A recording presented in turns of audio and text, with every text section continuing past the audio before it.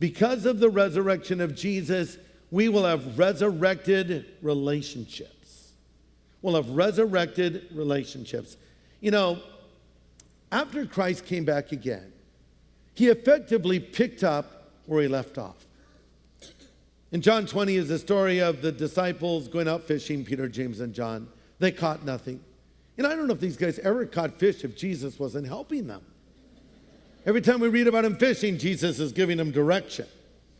So they're out there fishing, toiling all night and so forth. Jesus says, why don't you throw your net on the other side of the boat? Now they're thinking, where have we heard that before? And they do it. And they have so many fish, they can't contain them in the nets. So they bring their boat in from the water, and they're pulling in this giant net with all of these fish. And what do they see? Jesus, the risen Lord, standing before him with a little coal of fires and some fish cooking. I love that scene. Isn't that great? Do you think Jesus was a good cook? He does. And you're right. So Jesus had this meal waiting. He says, come on, boys, come and dine. Come and have breakfast. Let's have a meal together. He picked up the conversation where it last left off. You know, in life we acquire friends, maybe not as many as we would like. I read in the news the other day that the average amount of the friends that most people have now is 2. Used to be 3.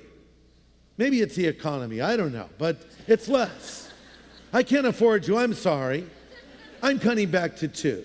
Next year, probably 1. And who knows after that? Well, anyway, there's different kinds of friendships, right?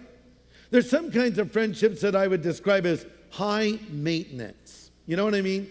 These are the friends that get easily offended. These are the friends that get upset with you if you don't call them every weekend and do something with them and give them a, basic daily update of everything that you're doing. They're fragile friendships. But then there are friendships that go on for years. I have friends that I've known for over 35 years. And I won't see them literally for a year. And when I see them, we will actually pick up where we last left off.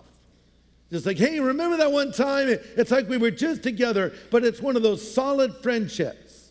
That's what we're going to do because we have loved ones that have gone on to heaven. And there are things we wish we could have said to them.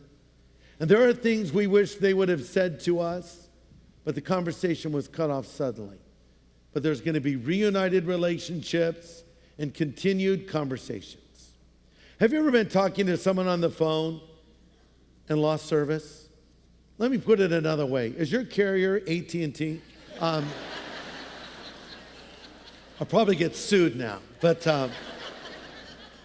you're in the middle of a car. This happened to me yesterday. I was talking to my wife, and we're going back and forth, and I asked her something. I thought, why is she answering me?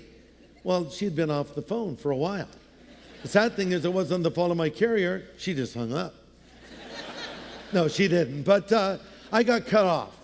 But in heaven, those conversations will be continued.